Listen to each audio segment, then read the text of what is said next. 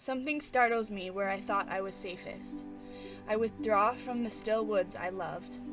I will not go now on the pastures to walk. I will not strip the clothes from my body to meet my lover the sea. I will not touch my flesh to the earth, as to other flesh, to renew me. Oh, how can it be that the ground is not sickened? How can you be alive, you growths of spring? How can you furnish health, you blood of herbs, roots, orchards, grain? Are they not continually putting distempered corpses within you? Is not every continent worked over and over with sour dead? Where have you disposed of their carcasses, those drunkards and gluttons of so many generations? Where have you drawn off all the foul liquid and meat? I do not see any of it upon you today, or perhaps I am deceived.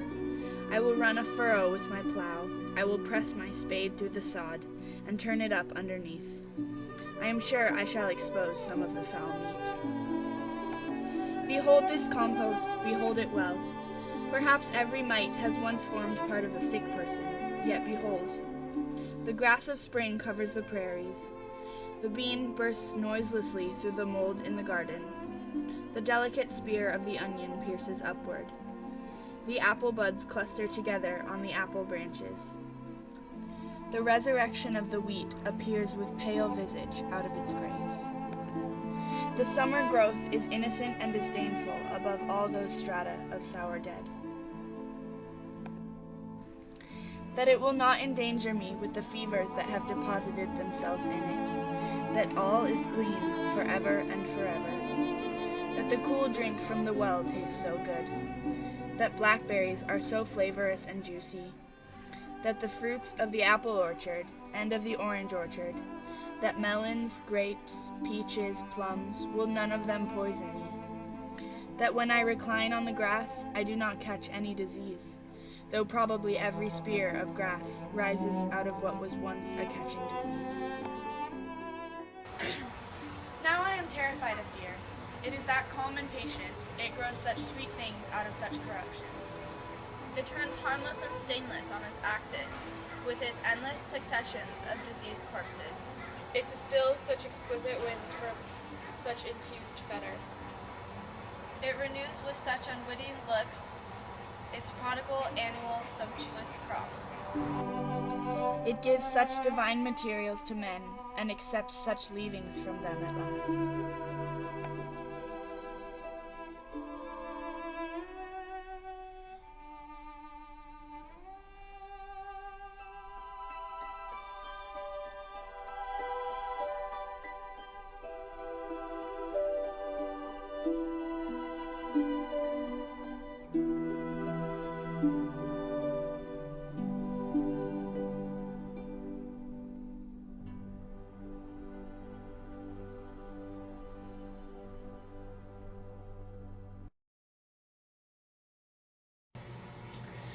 So we noticed that the first three stanzas, or just the first section, is a description of fall, which is usually considered sort of the beginning of death. And so if you associate fall with death, that's a theme that comes up a lot later in the poem as well.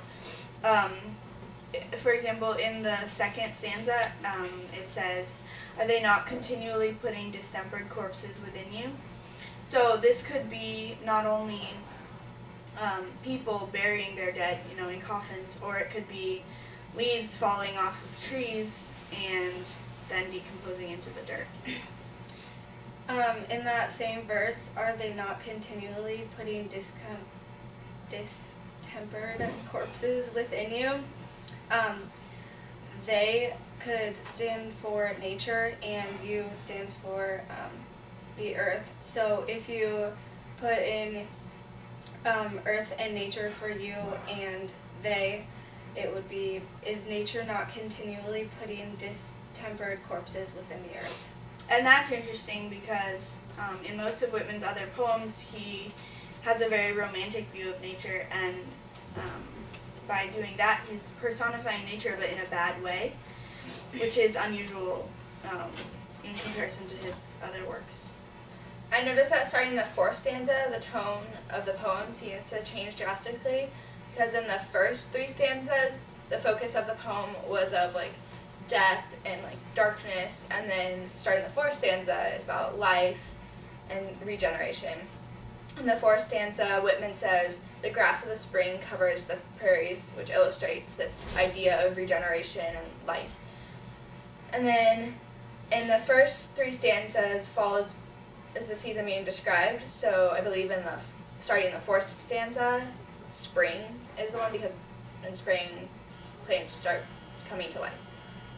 Stanza 5, he writes, "The summer of growth is innocent and disdainful above all those strata of sour dead." And this is an example of the juxtaposition between death and life for spring and fall, because Whitman describes life and growth very romantically and beautifully. However, he uses harsh terms such as sour dead to describe the death, which is found in the season of fall. And we also notice that when Whitman is describing death and dark topics, he uses a lot of sibilants. For example, in the last stanza, it says, "He turns harmless and stainless on its axis with such endless successions of diseased corpses." So the sound S creates a harsh tone in this verse. In the second section, starting at the fourth stanza, the main theme is rebirth and regeneration. And in the second section, Whitman uses listing and repetition of the word "the." And in each verse of this second section that starts with the word "the," it represents a form of regeneration in life. For example, he says, "The delicate spear of the onion pierces upward, and the young of poultry break through the hatched eggs." And this is all examples of life. Halfway through the second section, Whitman comes back to a more dark tone, but it's more accepting of the darkness. So, for example, in the seventh stanza, it says that when I recline on the grass, I do not catch any disease. So, in the beginning of the poem, he didn't even want to walk on the pastures because he feared them so much, and now he's accepting them and becoming one with nature, and so that's a big change in the tone.